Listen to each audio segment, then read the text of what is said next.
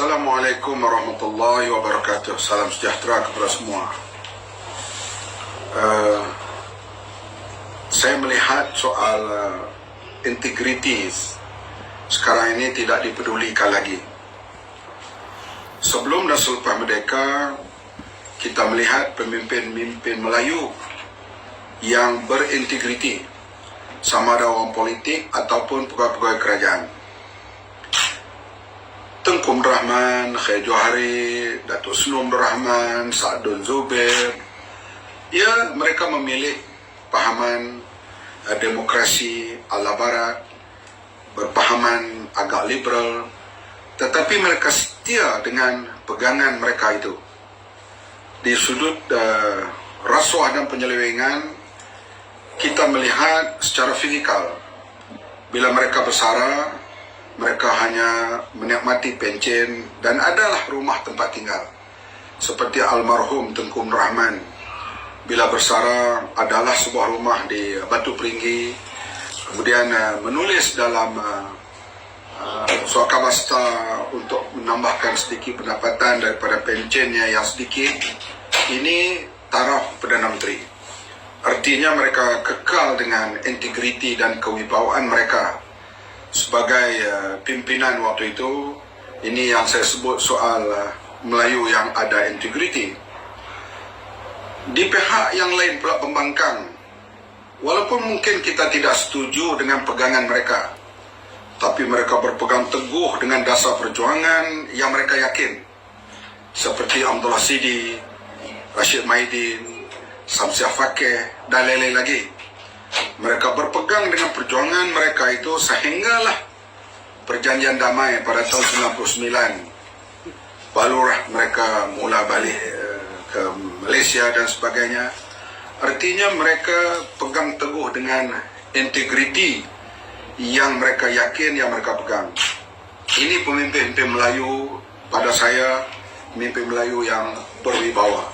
Sama ada di pihak Tengku Abdul Rahman, pimpinan UMNO, ataupun pihak penentang yang kita mungkin tidak setuju cara mereka, yang parti mereka diharamkan, tapi mereka istiqamah dengan pegangan mereka.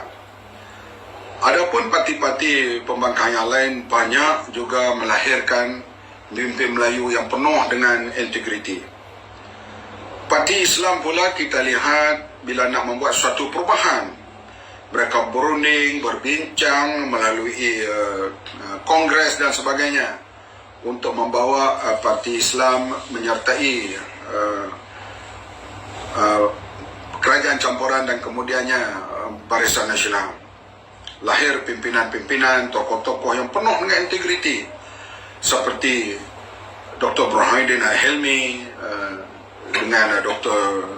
Profesor Zulkifli Muhammad dan lain-lain pemimpin, termasuklah yang kebelakangan ini orang seperti Tuan Guru Ni Abdul Aziz, Tuan Guru Surawa, Ustaz Fadhil Muhammad Noor. Bagi saya mereka adalah pemimpin Islam, pemimpin Melayu yang penuh dengan integriti. Mereka yakin dengan dasar perjuangan mereka.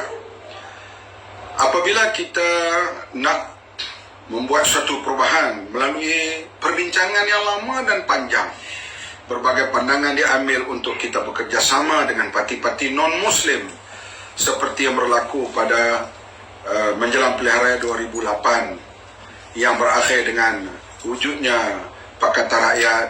Sebelum itu Barisan Alternatif, Pakatan Rakyat. Begitulah juga kemudiannya yang dipanggil Pakatan Harapan. Ia melalui perbincangan dan sebagainya. Adalah seorang dua ahli parlimen adun menukar parti mereka semasa mereka dipilih oleh rakyat, tapi ia tidak menjadi satu amalan umum.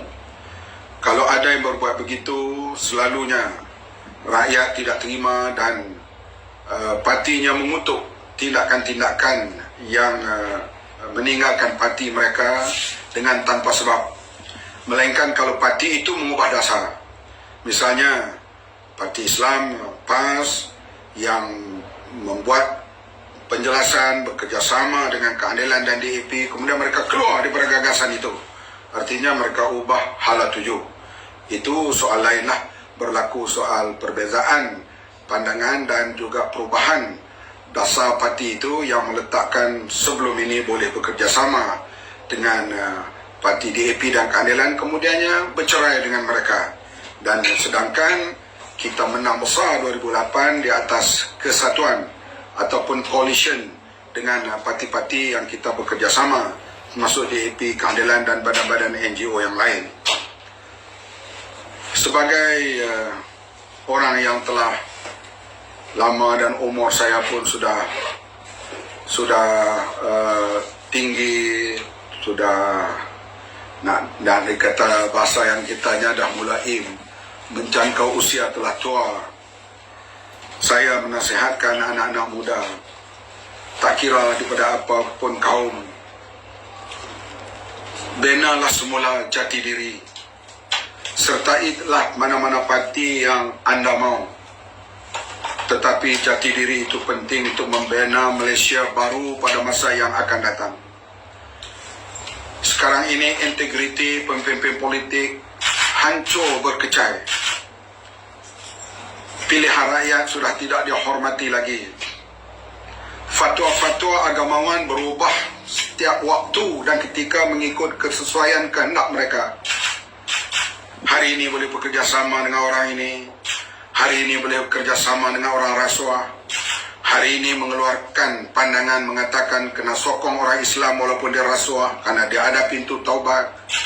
Orang bukan Islam baik macam mana pun dia tak ada pintu taubat. Barangkali 3 hari lagi ada fatwa lain pula. Dulu mengatakan mereka yang lompat itu kera, beruk dan sebagainya. Sekarang mengalu-ngalukan pula orang yang melompat. Artinya parti-parti politik sekarang ini hilang integriti, hilang identiti. Ia bermula secara besar-besaran apabila berlaku rampasan kuasa pada bulan Februari yang lalu di peringkat federal di Malaysia. Lompatnya beberapa orang ahli parlimen yang dipilih oleh rakyat, sama ada daripada Bersatu atau Keadilan atau daripada mana-mana, menyeberang dan membentuk kerajaan secara pintu belakang. Ini menghilangkan identiti dan keyakinan rakyat terhadap sistem demokrasi di Malaysia. Diikuti dengan berlaku perubahan-perubahan tanpa pilihan raya yang ditentukan oleh rakyat. Berlaku perubahan di Johor, di Melaka, di Perak, di Kedah, semuanya melalui pintu belakang. Identiti politik Malaysia telah hilang. Rakyat telah hilang semangat. Dan diikuti selepas itu untuk mengambil alih pemerintahan Sabah secara yang begitu rupa tanpa menunggu pilihan raya. Saya sendiri berkeyakinan bahawa apabila Barisan Nasional dan Pakatan Muafakat mereka telah menang di Cameron Highland, diikuti dengan kemenangan di Tanjung Piai dan kemenangan di Kimanis, ia memberi harapan kepada mereka untuk mengambil alih pemerintahan. Pilihan raya akan datang setelah 5 tahun Pakatan Harapan memerintah. Tetapi ia tidak jadi seperti yang saya anggap. Mereka rampas kuasa di tengah jalan dan sekarang mereka menjadi masalah perpecahan. Kita pula kuasa yang dirampas itu masih merasakan bahawa satu penginayaan demokrasi dilakukan oleh mereka yang dipilih oleh rakyat secara sah melalui pilihan raya dan sekarang menjadi bahan pertikaian. Ayo anak-anak muda, terutama yang berumur 30 tahun ke bawah, kamu fresh, kamu masih segar, kamu muda, fikirlah, bentuklah semula arah tuju politik di Malaysia. Integriti dan kewibawaan rakyat perlu ditegakkan kembali. Janganlah jadi seperti abang-abang yang telah melingkupkan demokrasi, integriti, kewibawaan, terutama melalui rampasan kuasa pada Februari 2020. Peristiwa hitam yang berlaku di Malaysia ini kita harap tidak akan berulang dalam generasi adik-adik dan anak-anak pada masa yang akan datang. Bina semula negara, bina semula sistem demokrasi berparlimen, bina semula keyakinan rakyat, sertailah parti mana yang adik-adik dan anak-anak mau. Tetapi yang paling penting, bina semula integriti kewibawaan supaya Malaysia terus memacu kemajuannya dalam bidang sosial, dalam bidang pembangunan, dalam bidang kemasyarakatan. Biarlah kita tidak menjadi seperti negara-negara di Afrika atau negara-negara di Timur Tengah yang kita lihat ianya hancur di tengah jalan, sedangkan mereka dianugerah Allah dengan sumber kekayaan yang begitu banyak. Sekian, selamat. Menimbulkan semula soal integriti, Melayu berwibawa, rakyat yang berwibawa, rakyat yang berintegriti, supaya kita dapat jelmakan semula Malaysia, tanah airku yang tercinta.